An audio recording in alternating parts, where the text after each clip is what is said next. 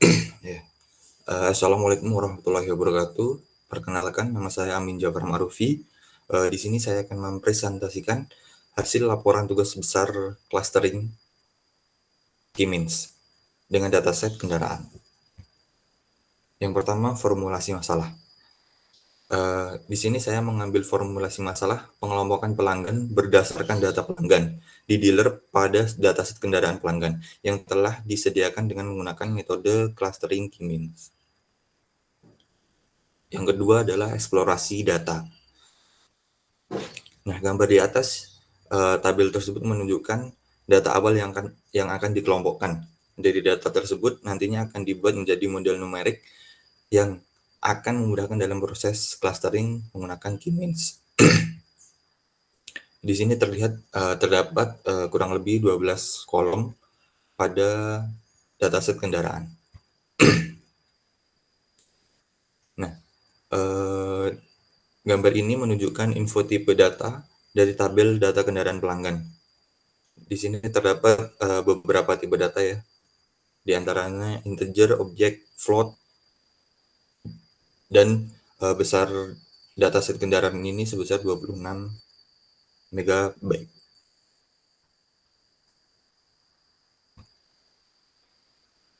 Nah, selanjutnya ini adalah gambar menunjukkan missing value. Missing value kesalahan di tabel dari setiap kolom dan baris dalam bentuk persentase. Jadi seperti terlihat di gambar ini, jadi ID 0%, jenis kelamin 5%, missing value, umur 4%, dan seterusnya. Lalu selanjutnya, gambar ini menunjukkan statistik dari data tabel untuk setiap kolom. Terdapat beberapa hasil statistik yang diantaranya nilai tengah, min, count, dan min max yang nantinya ini berguna untuk proses clustering. Lalu selanjutnya ada box plot. Nah, di sini saya mengambil beberapa kolom untuk dibuat box plot yang kemungkinan nantinya saya akan gunakan sebagai fitur untuk clustering. Jadi ada box plot untuk umur, SIM, premi, dan kanal penjualan.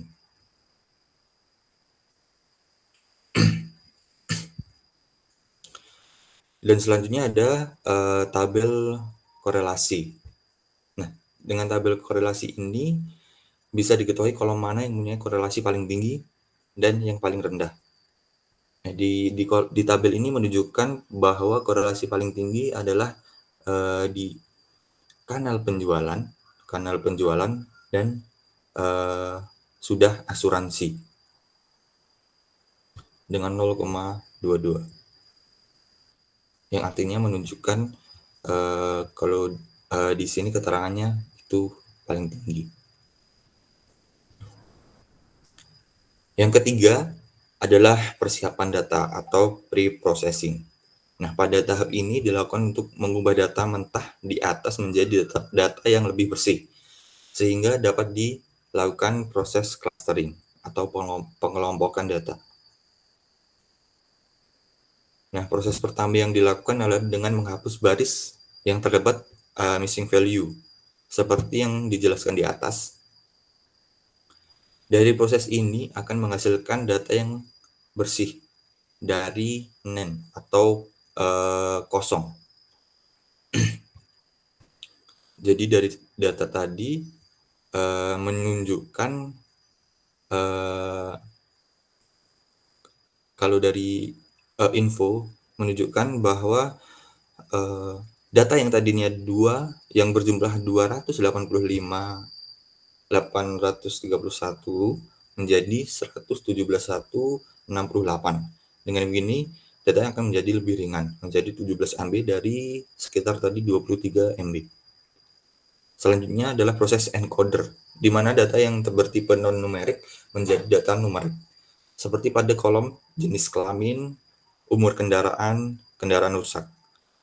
Dari kolom Data tersebut isi data menjadi numerik dengan tanda angka 0, 1, dan 2. Nah, bisa kita lihat yang tadinya seperti kolom umur kendaraan atau kendaraan rusak ini yang tadinya lebih dari 1 tahun, kurang dari 2 tahun, dan sebagainya, itu menjadi angka numerik yang disimbolkan angka 1, 0, dan 2. Seperti pada kolom jenis kelamin dan juga kendaraan rusak. Proses selanjutnya adalah saya mengubah kolom umur dan premi menjadi integer agar nanti dapat dilakukan clustering dengan Clemens.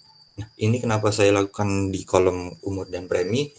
Di sini saya akan mencoba untuk clustering untuk dua fitur, yaitu untuk kolom umur dan kolom premi.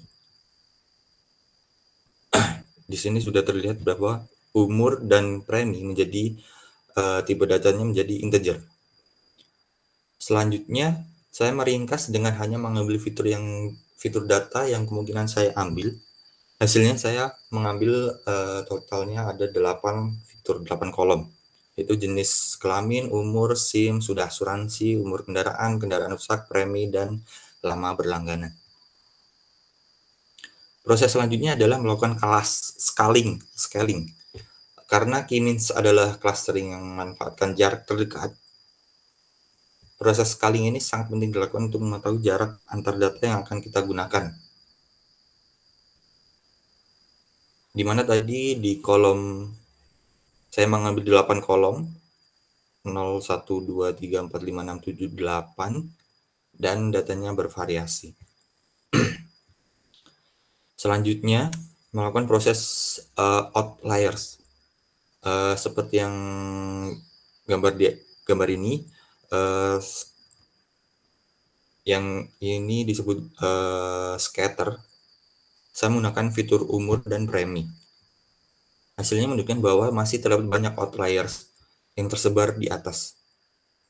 Ini mengakibatkan proses clustering tidak akan maksimal, sehingga langkah selanjutnya adalah menghapus outlier dari kedua fitur tersebut.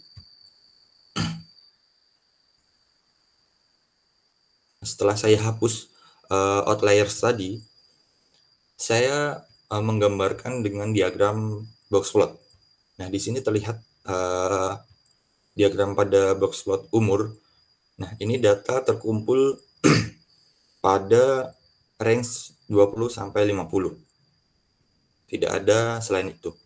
Dan untuk premi, nah, seperti yang terlihat box plot di atas tadi, masih terdapat outliers yang sangat banyak di sini. Nah, setelah saya hilangkan, datanya menjadi di range antara 20.000 sampai 40.000 premi. Di sini saya menghapus outliernya dengan metode persentil.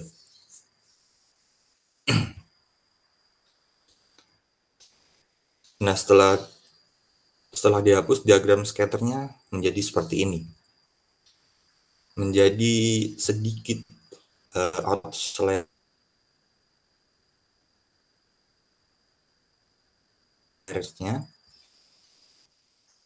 Ini nanti dimudahkan dalam proses clustering.